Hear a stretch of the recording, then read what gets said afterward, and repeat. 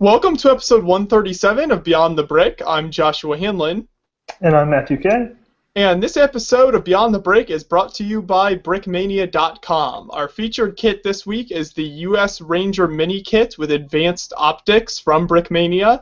And this kit features 20 pieces, so it's one of their smaller kits, but you get a really awesome custom printed Ranger minifig and a really nice Brick Arms weapon as well. So definitely encourage you to check out this kit at brickmania.com, and I'll have a link to their website in the description of this video. Now, joining us on the show tonight is Ashley Glennon. He is the founder of the Minifig Museum, and it is actually the 15th anniversary of the Minifig Museum, so we'll be talking a lot about that on the show. He is 48 years old. He's one of the West Coast editors of Brick Journal, and he is one of the founding members of LUG, the Seattle LEGO Users Group. So it's really nice to have you on the show, Ashley. Thanks, guys. Great to have me here. I'm a big fan of Beyond the Brick, so thanks for having me on the show. Definitely. Very nice. So we'll definitely be discussing a lot of LEGO history this episode. Like I mentioned, you've had the Minifig Museum website now for 15 years, which is quite a while. So if you just want to start off by giving us a little bit of your history with LEGO, kind of when you first started building and what you've done with the online community.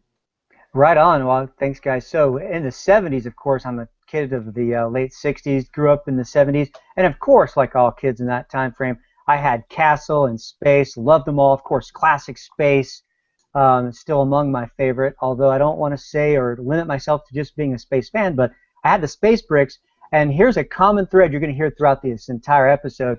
My parents, when I was a kid, I would get so frustrated. I'd buy a set, or they'd give me one for my birthday, and I would start building.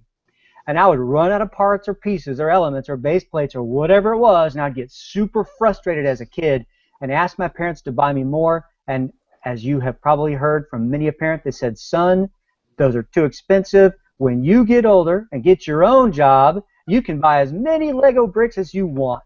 So that's exactly what I've done. As I aged, I started buying the things I wanted when I wanted, picked and chose everything. And that's how I've ended up with, 2 rooms in my home full of Lego bricks at this point. But I like everything. I don't have a favorite theme. I like everything. Let me do this. Let me tell you a little bit, though, about how I got involved in my Minifig Museum of Modern Art. Want to hear more about that? Oh, definitely, yeah. I think there's a lot of really interesting history behind this, so definitely. Right on. So in the 70s, as I just shared, I was playing with bricks, so I never really lost interest. I can't really say there was a big, deep, dark age for me. I suppose late high school, college, obviously I was just busy and didn't have time to build, but I kept or hung on to all the bricks that I could and all the sets that I could back in the day. But where things really kicked in was what I referenced a moment ago. Is I went out and got my own real job. And I started working for a big wireless company back in the boom days of analog cellular, before people really even knew what cell phones were. So I got in on the early stages of that, and I started just kind of acquiring and accumulating pirate sets, were among my favorite at the time, so I was buying those. But before long, I found myself as a trainer. I was teaching people how to sell analog cellular services. Well, to kind of cut to the chase of why that became important is that the company would send me around the nation to teach people how to sell cellular telephones. And as I would travel the nation, I've always had an appreciation for art, I would laugh at the silly public artworks I would see in airports and train stations and bus stations and at hotels. You would see some big chrome thing, and it would have some sort of over-the-top silly name. And I started thinking, hey, wait a second. I'm on the road a lot. I don't have a lot of time to build. Why don't I try some of those shenanigans myself? So I started assembling, based just on original creations with the parts and pieces I had conveniently laying around. I started putting together art, modern art, if you will, for minifigs. And I started just building whatever I wanted out of rare and unusual parts, and I wanted to showcase colors and a few things like that. And the next thing I know, I had 20 or 30 creations, and I said, what am I going to do with this? And so I decided to launch the Minifig Museum of Modern Art. And that's exactly what I did, and the site indeed launched about 15 years ago in 1999, that is. It was like September, October 99 time frame, and it was a huge hit, and I'll talk about that more in a minute. But summary is, built lots of art, posted on the web, and it became one of the early web sensations before people even knew what an internet meme was. Yeah, so there's a lot of interesting history there with the way you started the site. That's really cool that you were able to kind of get that going and recognize that the art fixtures and things that you saw as you traveled that were a little bit odd. I know that's definitely a theme you hear people talk about that every once in a while, is they see some of the odder looking modern art with the weird names and stuff. Yeah, and you're like, hey, who paid for that? You know, and so I go, I can slap together some, a few elements that look cool, and I'll call that art too. And I gave for those who visit minifigmuseum.freeservers.com, you'll see that the respective pieces of artwork there, again, they're all created by me, but I just kind of took distorted names and named these things somewhat humorously based on stuff I would think that would be named in real life. So I took some chrome bricks, right? There was a 25th anniversary bucket back, a couple years, 10 years or so ago, and I stacked them up, and then I called the creation Articulated Reflection. See how silly that is? And then I would give it a design name, like as if it was designed by Bob and Will Johnson of architecture firm XYZ, and I would fake it, just to make it look like it was a real piece of art, and I would post this stuff, just picture after picture, and out of nowhere, I started getting emails. And the St. Petersburg Times wrote up a story. It became Yahoo Cool Site of the Day. Somehow, I have no clue how this happened, but the Japanese audience, and again, remember this is 99, 2000, the Japanese folks went nuts for this site. I would get emails and interview requests to be translated into Japanese to talk about my website. But right over here on the side, I've got the article up. I don't know that I need to share it here, but I mean, actually, here's a quick excerpt. So here's St. Petersburg Times online, January 3rd, 2000. I won't read the whole story, but here's a brief extract to kind of give the viewers a flavor of what the Minifig Art Museum is all about. So I quote, I initially thought Ashley Glennon's Minifig Museum of Modern Art site was a joke. I was wrong, says the reporter. This art site gently mocks the art world, but after a while you get the feeling that the creator really does understand art and photography. And then he says, yes, there's a tongue-in-cheek feeling to the whole place, but the photographs and compositions are quite good. The more you take it in, the more it takes you in. And of course it helps if you were simple-minded and worshiped Lego bricks when you were a kid. But anyway, so that's kind of the synopsis. And I built the site indeed kind of like a Bugs Bunny cartoon. If you're a kid, you can enjoy it just for the fun factor. But if you're a Lego fan, you'll look at the art on the site and go, where did he get those teal or magenta or orange or lime green pieces or those creamy colored parts? Then if you're an artist or a teacher or an educator, you will go, wow, those compositions actually look believable and realistic. So what's been very funny and unusual is that I built the site just out of pure sarcasm and fun, but it's actually attracted those three audiences. Fans going, where do you get the parts? Artists and educators saying, confused I should say, where can I go visit the museum? And then kids and fans in general saying, those are just plain fun. So it's been a great ride. And of course, and unfortunately, haven't updated it in like 10 years. If you build it, they will come. That's right. Mm-hmm. Yes. That's something I was going to ask you about. So you've got this great site set up. You've even got it done by like North Hall, South Hall, and different halls and stuff. That's so right. Just like a real museum. Do you have any plans to update it in the near future here? Because I know, like you said, it has since about 1999, 2000. You haven't really done any updates to it. So is there any plans to maybe switch this over to a new site or something, or update the current site? I think so. I have actually accumulated so many new works, and I still get cryptic messages from people asking what I'm doing and can they come visit it, etc. So I do think so. I think, heck, I know enough about HTML5, and I've got all my Adobe Illustrator suite of cloud and all that stuff, the CC suite, so I should be able to get it upgraded. And I hope to maybe in the next year or so totally revamp it and just make this thing crank up big time. So yeah, I hope to get some upgrades in before too long. That'd be pretty sweet, yeah. All about the HTML5 look, right? Nice, fancy, adaptive design, something like that. Yes. And there's plenty of, again, there's a lot. I'll show you guys some later on. I've got art hanging around me here on the desktop and on the floor here. I have so many works accumulated that I've not shown or have rarely shown anybody that I probably have 10 times the volume of creations that are on the site today, and I think people will like it. Definitely. Yeah, you got to make sure you get those creations out to people.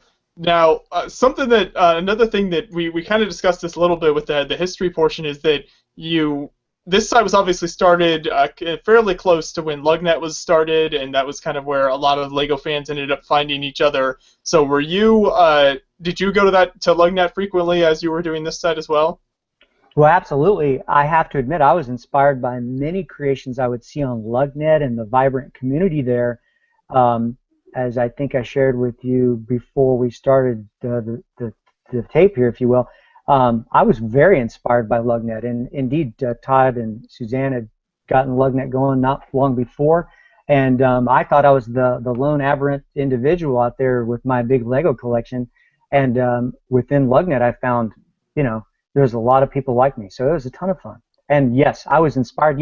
People would post a picture of a beach house or a train or their town hall or whatever it was, and I would see, snot or other sorts of brick assemblages that I hadn't seen before. So I was pretty jazzed, no doubt. Mm-hmm.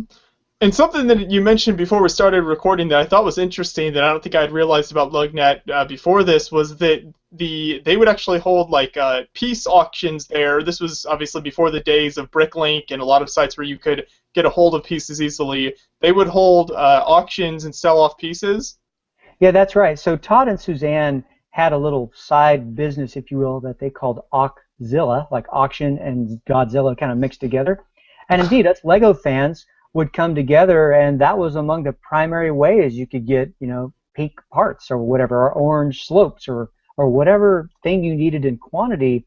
There wasn't a very convenient way to get that done. So that was it. That was a rally cry for many, and we would use the site to share promotional sets that we had seen somewhere, or people would sell their bricks there. But it was the kind of like almost the only news source, in the early 2000 timeframe.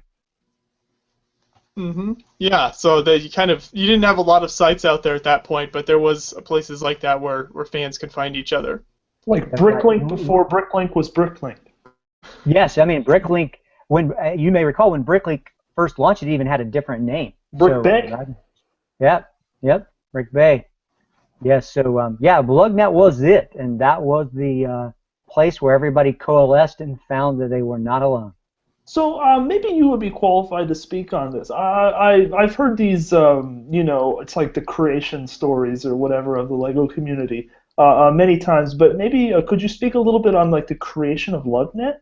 So like how did that come about? So you said you were on rec.toys.lego? Yeah, I was, and others. Unfortunately, I'm not going to recall all the vivid details, but I just remember from talking with Todd directly is that I think he was a coder or had learned to code, and he put LUGNET together kind of for fun. He learned through just kind of his personal and social community that he wasn't alone, and started putting together LUGNET. And I remember LUGNET was quite small at the time, and he started adding, respective community areas, and I to this day remain the Microscale community, if you will, farmer, or if you will, I don't know what you call it, curator, if you will, and it just kind of grew from there. But it grew like exponentially, just one on top of the other were added, new sub-segments, if you will, and themes, you'll recall, were being spawned pretty rapidly. Old themes, that is. We could say Harry Potter. I don't know if that's ultra old, but Star Wars, Harry Potter, even Jack Stone, Galador, whatever you want to call it, Bionicle. People started really focusing on a particular theme, and then what started happening is people were piling on at such great rates that people started kind of spinning off, saying, "Oh, I want my own, community." But for the longest time, I mean, many years, the LUGNET announce page, which was the primary page on LUGNET, that was the place to go every day. That was like the Flickr of its time to go see new creations. And undoubtedly, you'd just be blown away with what people could do with just regular, stock elements back, 15 years ago. I probably am not really qualified to say this, but I kind of got involved online like around 2006. And so, correct me if I'm wrong, it was either 2006 or 2007 that there was that brick shelf outage. You remember that? Just barely.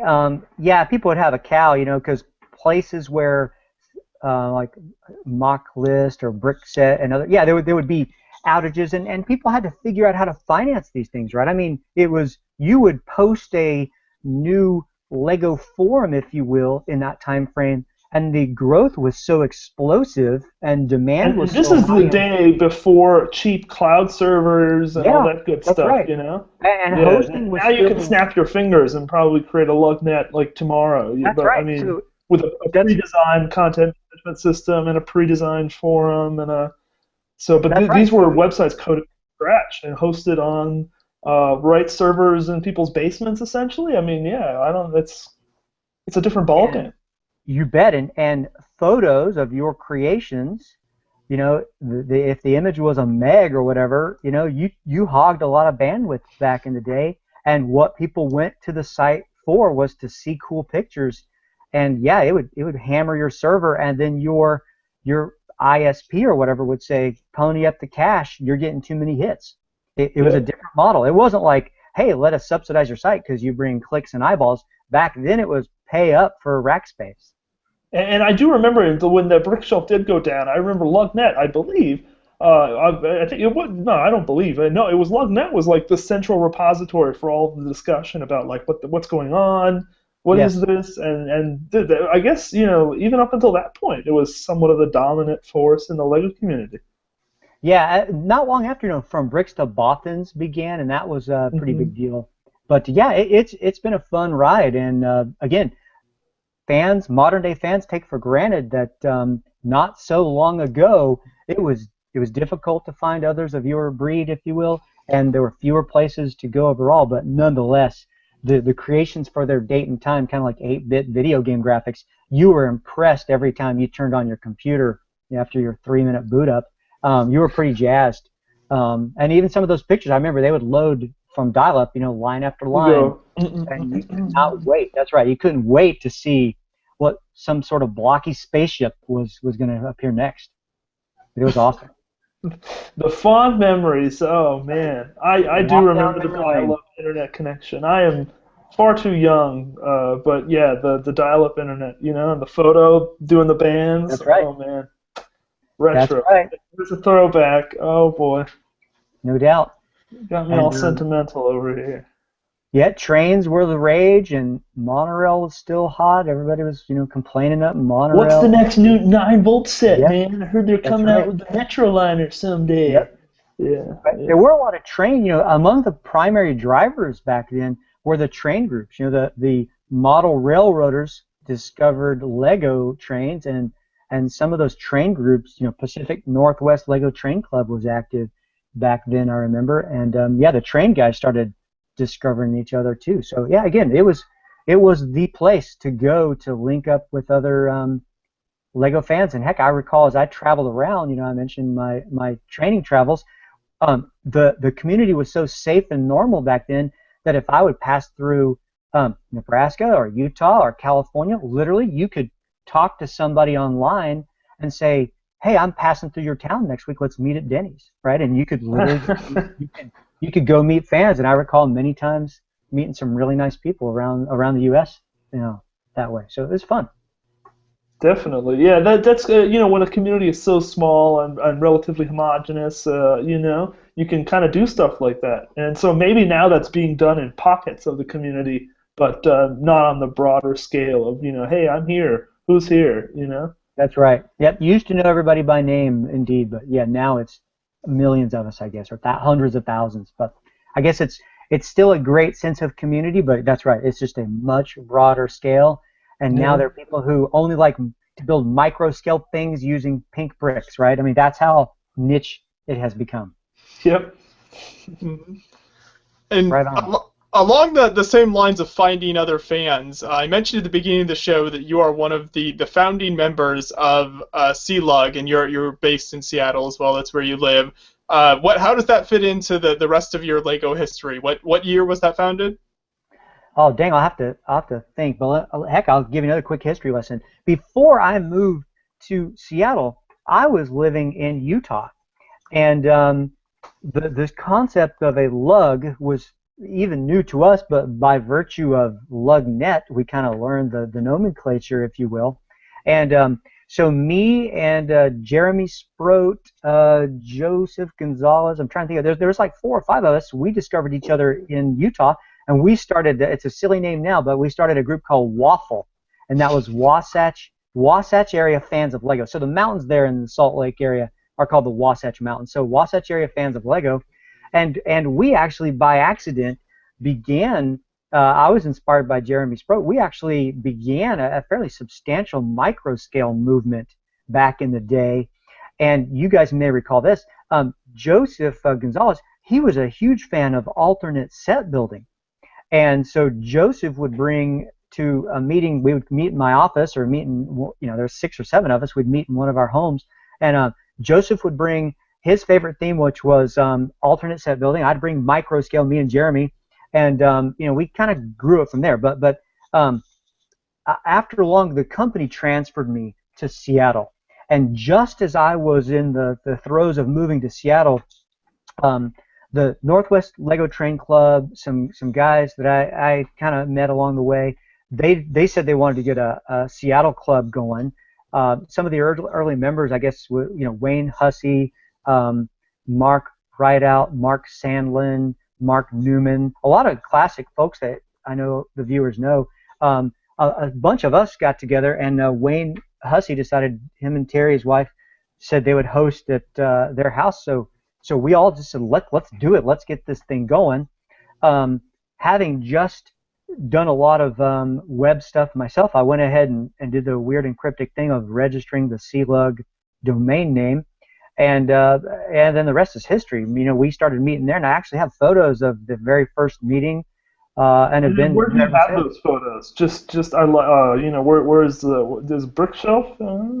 No, they're on floppy disk drives somewhere. Those 3 or 5 1/4 inch drive. The little, hard little disc. For the benefit of the world, you should put them maybe on Brickshelf for retro. I should dig those. So there's more to the story. I kicked off CLUG.org.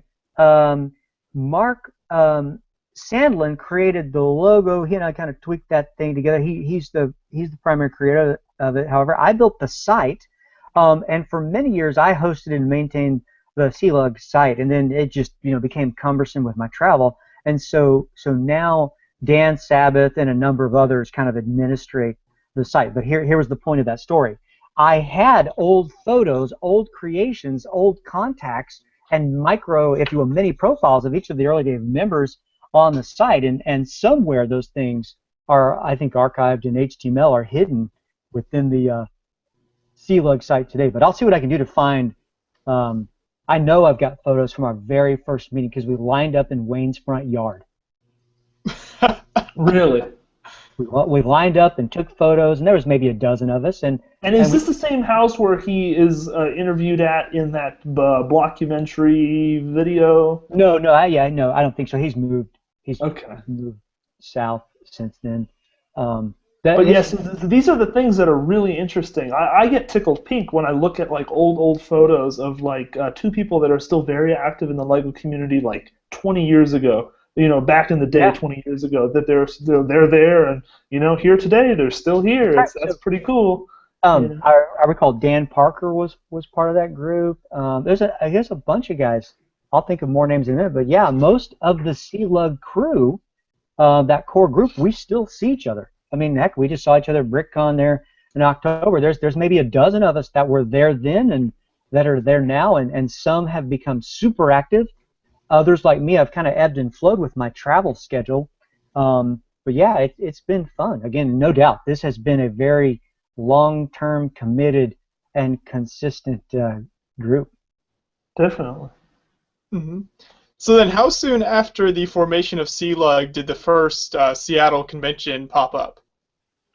I'll have to go back in time and look, but it's probably 3 years. It took us a while to grow momentum and see more and more fans like ourselves, and we had visitors that would show up and hear about us. So again, the facts I'm sure are out there online, but it seems like about maybe 1 to 3 years. It feels more like I think it was 2 to 3 years before we really got that thing going. But heck, I went to the last BrickCon and I think we said it's like the 12th or 13th anniversary. I can't remember. But again, I've been there ever since and showed. By the way, not a big surprise to the viewers here, I showed minifig art at the first convention and I showed Microscale, and it was a big hit. Again, it was still this age of discovery. And we were at the Seattle Center, which is now called the Armory, not almost at the base of the Space Needle, is where we held the first convention, and then moved around a little bit and kind of settled on the area ever since. But the Lego company was a different company. Many of the core players are still there, but a whole gaggle of new folks, of course, have joined since. But I can get back with you on the exact how many years it was. But I'm sure Wayne would know off the top of his head. Mm-hmm. Yeah, and of course, CLUG has turned into just an incredible lug now. We've had many members of CLUG on the show for people who watch on a regular basis. A lot of great guests we've had on from Seattle. So many incredible builders over there. It's really neat to see what the community has done in Seattle. So actually, this is a little diversion. I kind of want to go down this path real quick. You mentioned Lego, like the whole gaggle of new people coming on board. Do you ever view it as a band, or so you were listening to this band, before they got cool, and you were really into their music, and you go to all their shows, and then suddenly everybody just likes this band, and you're like, well, I guess I still like them, or you're kind of like, oh, well, they're popular now, I'd rather not listen to them. Does that kind of mindset, maybe not per se exactly, but something similar? Did you ever feel like that? Lego's really grown up in the past 20 years, in terms of revenue and everything? I think that's a great analogy or metaphor, if you will. Yeah, I think my emotions have gone all over the board like a roller coaster over the years. Early on, when the first CLUG, if you will, the first Northwest BrickCon, as it was called, where am I going with this? Basically, that was like a grand experiment, right? And we did that, and Jake McKee was there, and a number of other Lego folks, executives kind of passed through to say, what exactly is this that you guys are doing? And effectively, with a minor amount of skepticism, it was, what are you doing with our brand? What are you people about? Who are you people? What do you stand for or personify?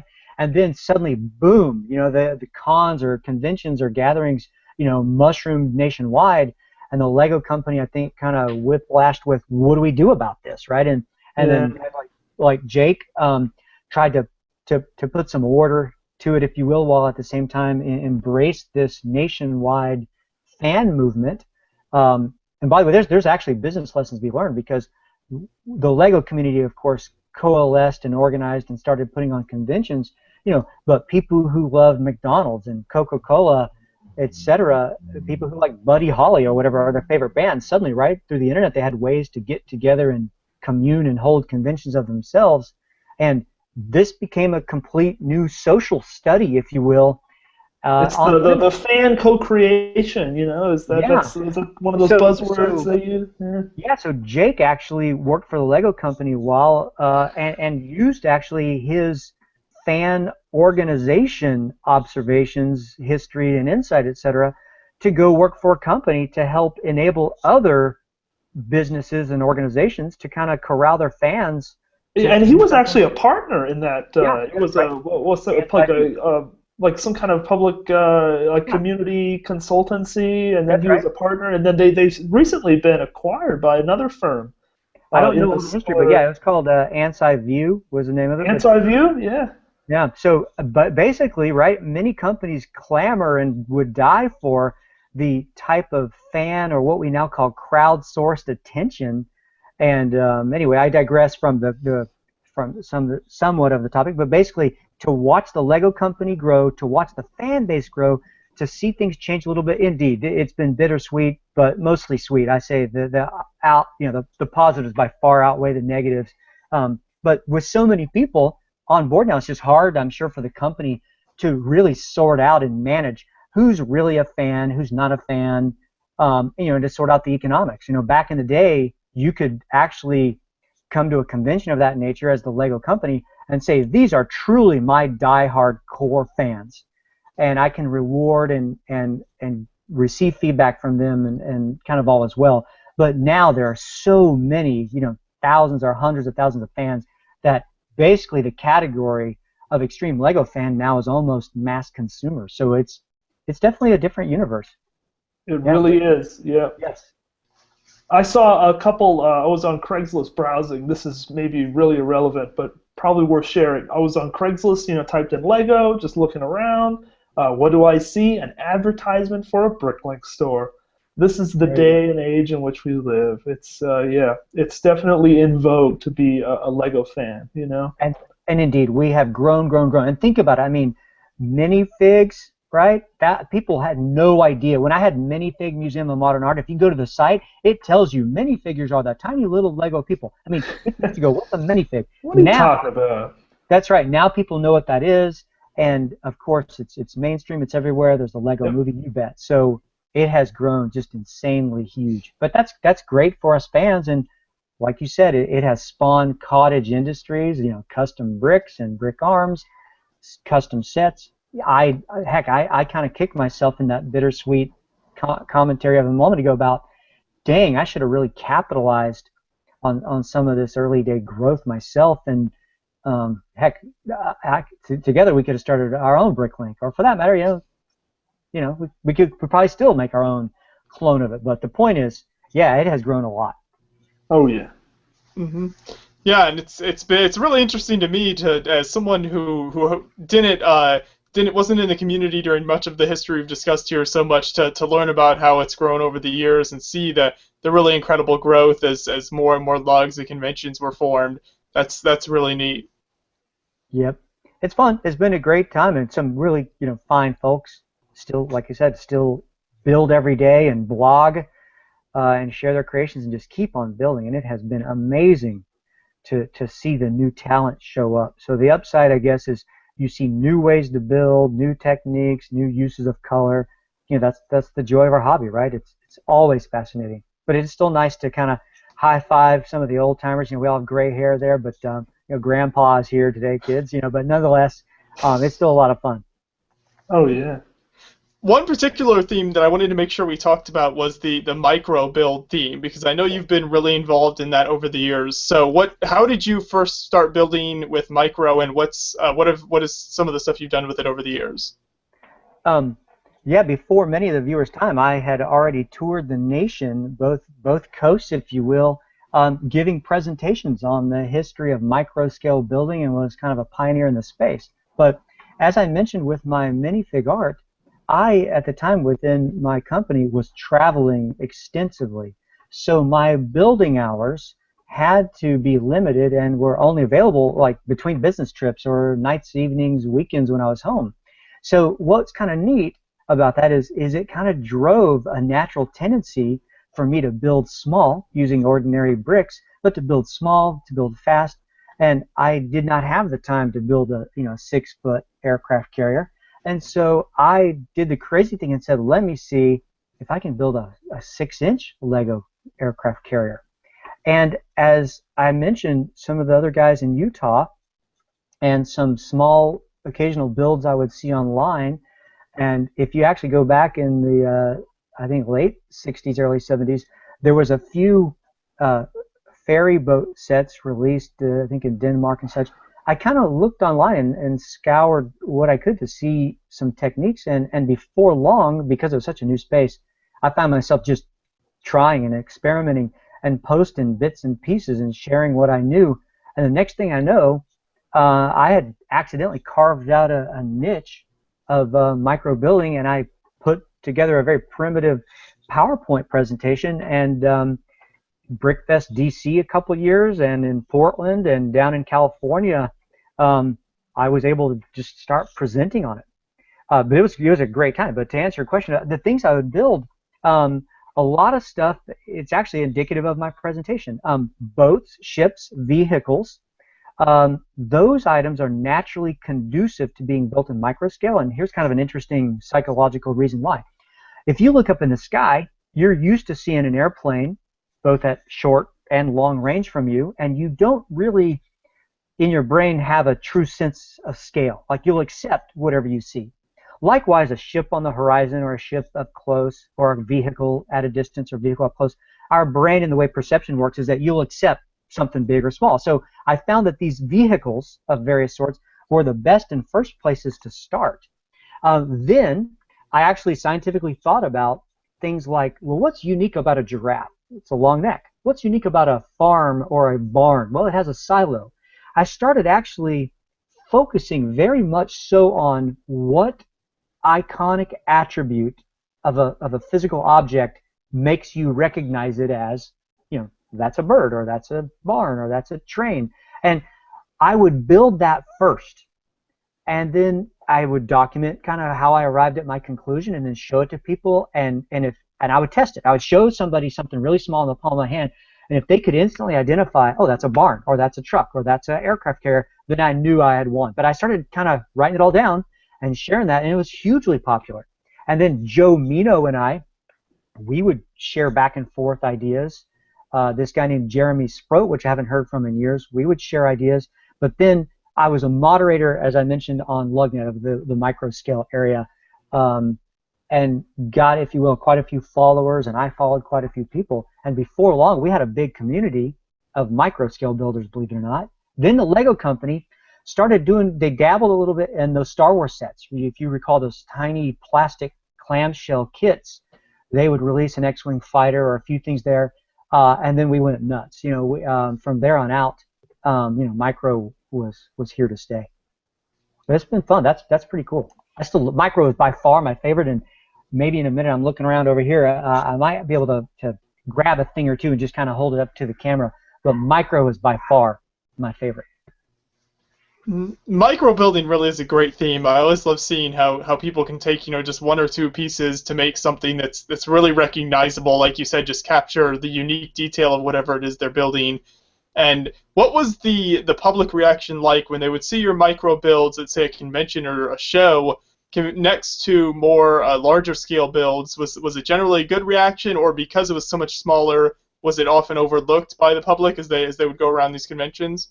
No, the reactions were amazing. It was that, and actually it remains, that of disbelief. Near a castle, a gigantic castle, I might have one that would fit in my hand, or next to a giant train set, I might have a train set, as long as your index finger.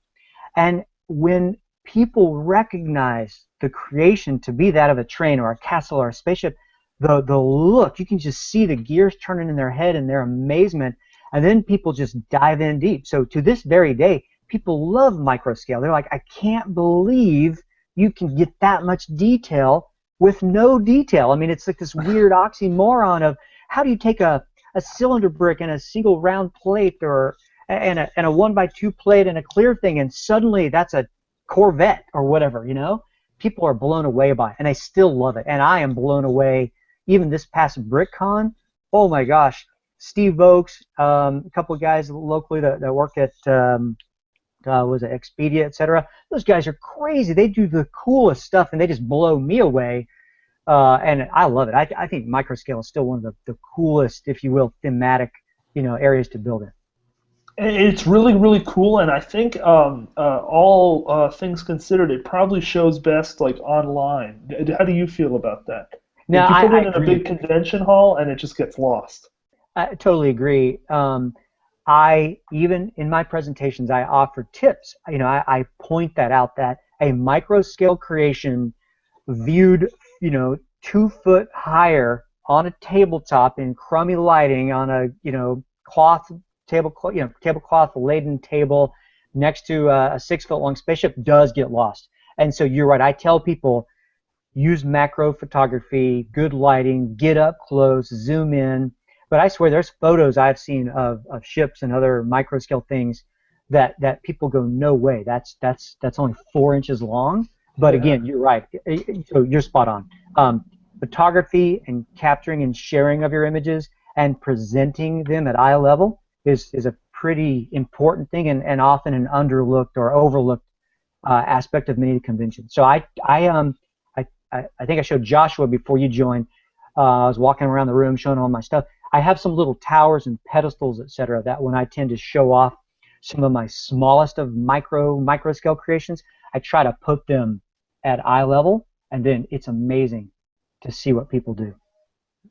I'm so inspired now. I got to walk around. I got to go find some micro to show you guys. Yeah, I was going to say, this is a great time, I think, to kind of, if you can, give a quick maybe tour of the room. You can show your micro stuff and show us what your Lego room is like a little bit here. Okay, well, here's I'm going to see if this will even come into focus. Here is a tiny little, who knows if this will even, here is a tiny little spaceship. Like okay, yeah. Out of micro. And what I love about micro is I took this, I forgot this little guy's name. He's the SpongeBob guy. Who's the guy with one eye? What's that guy's name? He's like Plankton or whatever. So this orange base plate and little one-eyed Plankton meets that little lander thing and makes for a cute little vignette. But let's see. Here's something I've never shown before that I'm quite proud of. Here's again, it's going to be too hard to see that, but here's a tank, a little micro scale, micro scale tank. I've got little biplanes. You know, here's again, it's going to be too hard to see, but a biplane. This thing is, like 4 bricks long at most. Really hard to see, but I like to go really, really tiny. I've got some trains here. I'm trying to find. Well, they're not going to show up. It's way too small. But let me do like I said. Let me show people around. Like many Lego fans, I've got my my drawers everywhere. Lots of parts and pieces all sorted out by color, shape, size, function, etc. Actually, here's something that might show up that I showed Joshua earlier. Here is a early days. Let's see. It is a Spanish colonial microscale church, complete with 2 cylinder figs out front, a priest and a nun, and there's stained glass windows in there. It's interesting how well the axle brick works. Yeah, and you can see that. I mentioned earlier about what sort of iconic elements lead you to believe that that's a church or a Spanish colonial mission church. It's clearly those towers at the front facade. Well, anyway, let's see what else I have around here. Some old moon base stuff that's just kind of gathering dust at the moment here. But Keith Goldman was a big inspiration of mine early on. Let's see, just more stacks and stacks of parts and pieces. Oh, here's it's going to be hard to see, but down here on the ground is a McDonald's moon base. I don't know if you can see that. Yeah. Okay, that's an interesting idea. Yeah, it's a space age McDonald's moon base, and I was showing Joshua this earlier there. Here's some art. I'm a fan of Lego art, so here's some acrylic on canvas art pieces. I don't know if viewers can see that very well, but here's some over here. Then this is interesting. This is a piece of art I commissioned that's Lego boxes and logos cut up and then sewn together, or what's called serged together. But I have quite a bit of hand drawings and things of that nature. But all over the room is a lot of creations, stuff underway. But this is where I build, but it's got so much junk in it right now that it's been a while since I've been able to get around to it. But I have a pretty extensive collection of logo bricks like this. Here's when the New York Lego store opened. I've got most of the grand openings of all of the Lego stores nationwide and Imagination Centers, and I have a pretty big book collection. Oh, but heck, here's something important. Let me walk back here to my wall of minifig art. I have a whole bunch of minifig scale art. It's going to be hard to see because of darkness here, but this right here is an IKEA CD bookshelf, and in it is all sorts of art that's under construction. I don't know if you guys can see that very well, but yeah, it shows up real nice actually. You can see it all kind of set apart there, the different pieces of art. You've got some really interesting pieces in there. Yeah, here's kind of a Mondrian looking thing. And I've got little doodles everywhere, but there's a lot of art here that needs to be posted. A lot of colorful, really neat, contrast. I don't know how this, a lot of really cool contrast art. And then I've got a pretty good Lego book collection down here. A lot of Lego books. And heck, for that matter, guys, I was showing you some rare Lego sets earlier. There is an equal amount of rare and unusual Lego books that most fans don't even know exist from around the world. But Japan, in particular, tends to lead the pack in interesting Lego fan books before, from a long time ago. Here at my desk, though, I just for Beyond the Brick viewers, I actually pulled some art out. Let me try to show you some stuff never before seen. Here's some unveilings here. There you go. Here's a little brown and white and beige tile painting that I'll add a minifig to in the future and frame it up. Here's something I was working on. I liked how the purple, or these kind of lavender transparent cones look with these white bold geometric shapes. Bring it closer to the camera. I thought that was kind of fun. I was on a purple kick one day, and I don't see this color very much, but I just built 2 towers, and this kind of little creation is designed just to rotate, and you can just kind of see how the purple and white, contrast each other. But then I had some navy blue. I think it was the Spider-Man sets inspired this dark navy blue color, and I got a hold of a bunch of 1x2 plates. I started dabbling with some really neat geometries associated with that, and this is I'll try to get out of the way here. This is a piece of art under construction there. But again, art is in the eye of the beholder. Of course, it's very subjective. Some people go, that's lame. Again, I hearken back to, heck, when I go to the airport and these other places, I see all kinds of corny stuff, and I go, are you kidding me? Somebody paid $100,000 to this, for, the city paid for that. By the way, many art things start with little doodles like this. So here's 1x2 transparent plates, right? So here's 1x2 transparent plates, and they are kind of, if you will, linked together by 1x1 round orange plates in solid color. And what I'll do is I'll stack them up like this, and then I might start bending them or twisting them. And before long, I'll arrange 6 of these in a row, and the next thing you know, you've got some sort of magnificent art. But let me show you, again, stuff I hardly have shown anybody. A few people have seen them in the art galleries around here, but again, the topic is Minifig Museum of Modern Art. But hold on, let me reach down here and grab something. So I'm going to start with the backside. So what I started doing is the Minifig Museum of Art, it kind of ebbs and flows. I don't know what causes it, but there'll be no traffic. There'll be no emails to me for quite a long time, and then suddenly, bam, I'll get multiple inquiries a day or a week about where can I visit your site, teach me about art, can you come teach our kids about art, where's the museum located? I mean, it's pretty funny. Well, in one of those up times, if you will, I said, dang, people like this art stuff. I should do something about it, And so on a whim, I took a piece of art, like I've shown you here, and I framed it up, and here's what it looks like. I just said, let me create something new and put it in a frame. And so hopefully the glare is not too bad, but you can see there is, there we go, I think the glare's off.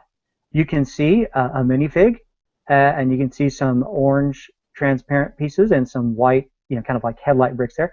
And I aligned all those to look allegedly aesthetically pleasing, right? And then I gave it a name. This thing is called Orange Laser Gates. I gave it a corny title, just homemade title, because it reminds me of some sort of video game where your guy has to kind of duck and jump or run or get through this. I framed it up in a little IKEA frame, and then it's got an official logo on the back, right? It says, well, it might be too hard to read here, but it says, Minifig Museum of Modern Art, original creation, 1 of 1, I sign it, etc. And to my delight, I can sell these puppies for $50 a pop. So okay, well, that's the way to go then. Right. Now, I'm not trying to use the site here to sell those, but nonetheless, they're available. But I'll show you some more, and they're cool. I mean, actually, I get people asking, where can I get these, and etc. But by the way, I don't have any for sale right now, so I'm not trying to sell anything. But these are the ones I want to keep. the ones I'm showing you. But the point of the story here though is that the minifig art site has actually come to life in the form of occasionally I'll make 6 or 7 and bring them down to the local art gallery and they'll sell. But here's one called Distorted Domino. And all this is a bunch of 1x2, let's see if I can get it into focus here. It's 1x2 black plates and black hinge plates. Dang, it's hard to get it to show right, but maybe if I back up. So basically it's a big white plate, and then I just took hinge plates in black and stuck them all over it, and a few 1x1 black round things, and people love it. And on the back, like I said, it says Distorted Domino. And I have a whole bunch of these that I just hang around the house, and people come over and look at them, and they get a kick out of it. You know, anybody could do this thing right here. Look at that. All that is yellow cylinder bricks, yellow cylinder bricks, and 1x1, I think, just square plates. And this thing's called bee bamboo. You know, like a honeybee, bee bamboo. Right. And again, this is not unlike stuff you'll see, you know, like at the Atlanta airport, etc. But I have a ton of fun with it, and it's just amazing to me that just, if you will, horsing around, having fun, building stuff out of Lego bricks, I put it together, and people are just delighted. So I get a big kick out of showing that and sharing it. And for that rare query where somebody does want to go, can I find some of this stuff? Where do I get it? I go, all right, you know, maybe you guys, if you share an address with me, I might mail you something. Oh, that would be awesome. Yeah, that'd be very cool. But you capture that modern art feel so well with those builds. It's really cool how you do that, and it's a unique idea. You don't see a lot of Lego builds like that. It's really cool what you've done with those. What's funny is that a lot of people go, oh, that's a cakewalk. I can whip a couple pieces of art out together, you know, fast, 30 minutes.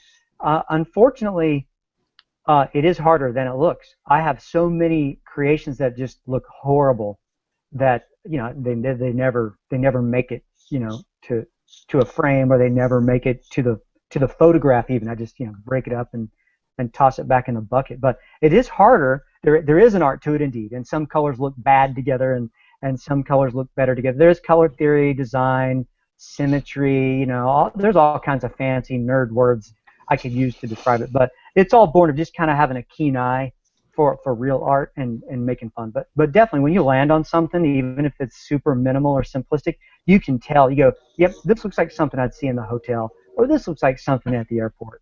Likewise, when something looks like a turd, you know that too. It's true. Bad is bad. There's actually there's something I just saw over here. I go, oh, this is kind of worth showing. Every once in a while, something will even surprise me. Here's a work that uses some of the early day kind of, I don't know what these, I don't know the official colors here, but I'm going to try to get rid of some glare here. But this work here, dang, too much glare. Maybe if I stand up like this. No. Well, anyway, hopefully you and viewers can see that there's basically 3 towers of this kind of teal and kind of a purplish color and some contrast. And all I did is put a piece of black construction paper, and I built this thing on a black, you know, those are 2x4 bricks stacked up. And I love this piece because the colors just pop right out from the frame. And what I like is some of this is just a quick color study even to me. And it's almost like, you know, the bricks are lighting up just on their own. But it's kind of neat, and like a true piece of art, I can tell that it's art because if it evokes some sort of smile or emotion from somebody, mostly they like it just because there's a cute little minifig standing there looking at it. But the fact that it evokes something from somebody, I know it's a hit. So that's fun. But I love the art, as you can probably tell. I'm pretty enthusiastic about making art, and it is harder than it looks. Mm-hmm. Yeah, well, you can see your passion come through in the projects there, so that's really awesome. And I definitely want to encourage you to keep the site updated and post some more photos of the art you have built, because I think people will really enjoy seeing that. So if you have the time, you should definitely try to update the site. Yeah, I hope so. And there's been a few inspirations by others. Will send me an email every once in a while saying, I built a beach house for my minifig surfer people, and I visited your art website and copied something and threw it in their house. So it every once in a while I get some fun traffic like that, and I know others are inspired, so of course that inspires me. But you bet, I will post some more before long, and I'll make sure Beyond the Brick is first to hear about it. Okay, Very sounds good. cool. Now, do you have any more projects coming up, or any big projects planned right now, maybe related to the Lego art side, or any other Lego projects coming up? It's fun that you ask. I have kind of dreamed of actually turning the Minifig Museum of Modern Art into a real art exhibit. You saw that back there in the in the back of the room over here. I've got some display cases. I've got these little pieces of art framed up. I've got the website. I've got image, big photographs of the stuff. I was actually thinking about contacting a real museum or a real exhibit hall or similar, saying, hey, what would you think of a 40-foot by 40-foot room, maybe, or a giant display of all sorts of art? And if I can link up with an art educational organization, I get messages from teachers all the time saying that kids are inspired by this kind of art, and it makes art fun. I would like to think I could pull off, some sort of a kind of educational art show, and so I would say that's on my mind. And recently I've kind of rekindled that pursuit, and started asking around if anybody knew of art or institutions, etc. And I'm getting a little bit of traction, but a lot of it, as you can imagine, 90% of it is spent explaining exactly what this is, and what is this Lego art, and who are you, and why, what, how come, once they see it, though, people are blown away, and they're like, oh my gosh, this is so much fun. So I've had a couple of schools ask me to come in and talk to them, and I've done that. I built them a presentation. But to answer the question, there's a long answer to a short question. I'm hoping to turn this thing into a real physical exhibit, so that people can come enjoy it, live. And I think that's becoming more and more popular as well, that the museums will reach out to Lego builders and ask them to come in and bring some of their, if it's mosaics or whatever type of build it is, and maybe do a short art display or something like that. And then if you could make it educational as well and bring in some kids and help them learn about art, that would be really cool. Yeah, no doubt. We're seeing architecture exhibits, and Nathan Sawaya's got Art of the Brick going on. So definitely companies and museums are interested in the topic, so I just need to try to show them what I've got and see what they say. And I'm not trying to do it for money specifically either.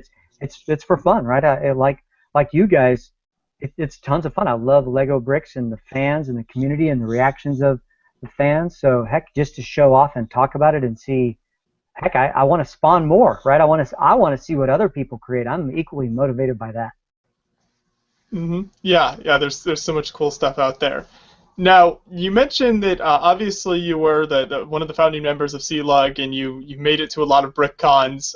Will you be able to make it to any other conventions besides BrickCon over the next coming year here? Yeah, I hope so. For a while there, like I said, I was going to them all, and I would say 2012 I got around to quite a few Bricks by the Bay. But I'm hoping this coming year, again into 2015, if you will, to kind of hit all the major ones once again. But again, it ebbs and flows, and best laid plans get destroyed at the last moment. My current assignment has me traveling again quite a bit, and so I can book time to come to Chicago or to Orlando or wherever a show, or Texas. Heck, I wanted to get to Bricks Fiesta and a couple others this year, and bam, wouldn't you know it, right over the top of those weeks, I'm told you will be traveling. So it's tough, but the answer is yes. I hope to bring some minifig art and some. I'm pretty proud of some new ultra secret micro stuff I've been making. Take micro and now half it, right? I'm trying to go even smaller and show that it can still be done. I'd like to show off some of that stuff. So I'm looking for the venue. Yeah, it'd be awesome for you to make it out to Brick World or Brick Fair as well over the next year here. So that'd be very cool. Those are great places to visit, and the fans are great out there. And I love what you guys are doing, showing me the conventions I can't make. But yeah, I'd love to show up, and it is pretty funny when I show up with my little tiny suitcase of micro. I uncork my little box of micro and get it spread out in 3 foot by 3 foot, and then the guys next to me have a U-Haul right? Oh, yeah, this was my carry-on, and they've got U-Haul.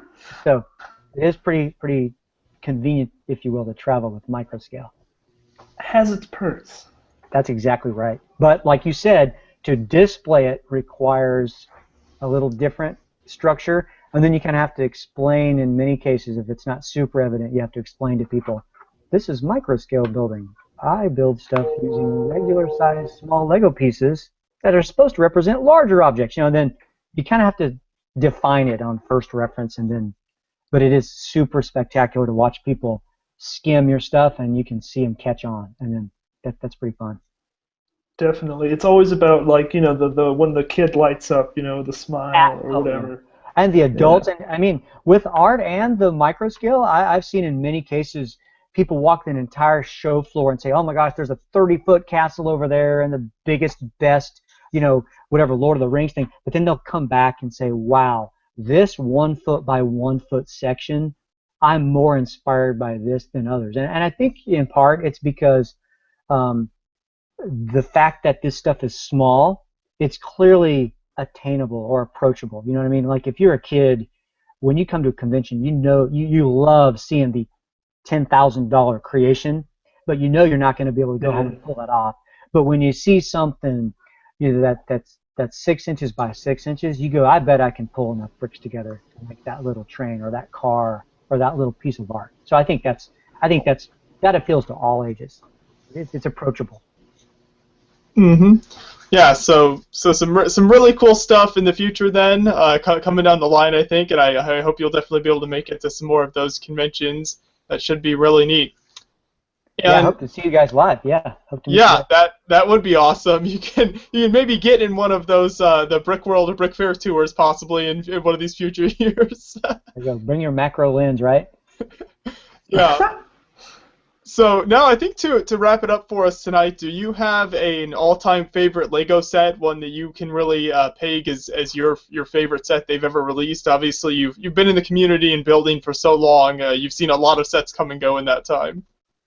Well, there's so many sets I like, but I think I'm gonna have to go back to the cliche. That classic Space Galaxy Explorer, by far, when I was a kid, that was probably the set I had in my hand when I would complain to my parents. I wanted more moon base plates. I wanted more transparent yellow plates for my windshields, etc. And I would complain to my mom, I want more, let's buy 2 of these. And she'd go, no way, son. And that's where she said, when you get a job, buy all the bricks you want. So I'd say classic space. I like all themes, but that Galaxy Explorer set, definitely, that was, as the world says, that was a swooshable ship. That thing was fun. It lets you dream and imagine. You could build a lot of stuff out of it, little ships, big ships. It was fun. So I think probably that's going to rank pretty high up there. And I thought about some maybe town or train sets or some castles, but I'd say that ship though, that was pretty inspiring. So the ship's probably going to win. Mm-hmm. Yeah, that is a really great set. So I can understand how that'd be your favorite. And like you said, I know a lot of other people have a strong attraction to that set as well. So there's definitely holds a special place in a lot of builders' hearts. Yep, and it had minifigs, right? I mean, heck, I think the sets I purchased not too long before that, they weren't really minifigs. They were minifig-like guys, but their arms were kind of like dents on the side of a torso. So. Yeah, I mean, I'm old, so it was fun to see posable, movable minifigs as well. So we were like, wow, look, action-packed, the original action figure. Mm-hmm. For sure. Well, with that cool trip down memory lane there and talking about some of your favorite sets, I think that will wrap it up for us tonight. It was a great honor having you on the show, Ashley. Really enjoyed talking with you and learning some more about the history of Lego and the Lego community online and what you've been doing and some of the cool art stuff you've done as well. Thank you, guys. I look forward to seeing you and others out at these conventions. And send me your addresses, and maybe each, please, send me your respective physical addresses, and then maybe you'll get something in the mail.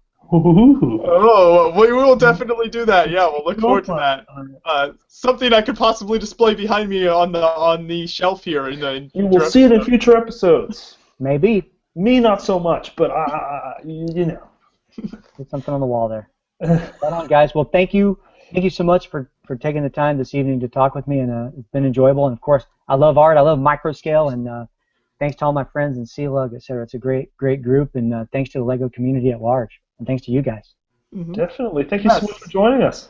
Thanks for joining us, and I'd like to remind people real quick about the Brick Builders Club as well. So if you aren't familiar with the Brick Builders Club, you can find out all about it at brickbuildersclub.com and start receiving a monthly box of really cool LEGO content and so much cool stuff you can start getting there on a monthly basis. You can just one more time, that's brickbuildersclub.com, where you can sign up for that, and definitely encourage you to check that out. And I'd encourage you to subscribe to the YouTube page here at Beyond the Brick as well, and make sure you keep up to date with everything we're doing here with the weekly show episodes and any future convention coverage. A lot of cool stuff coming up for you guys, so definitely make sure you subscribe to the YouTube channel and check all that out. So thanks for watching, everybody. We'll see you next week.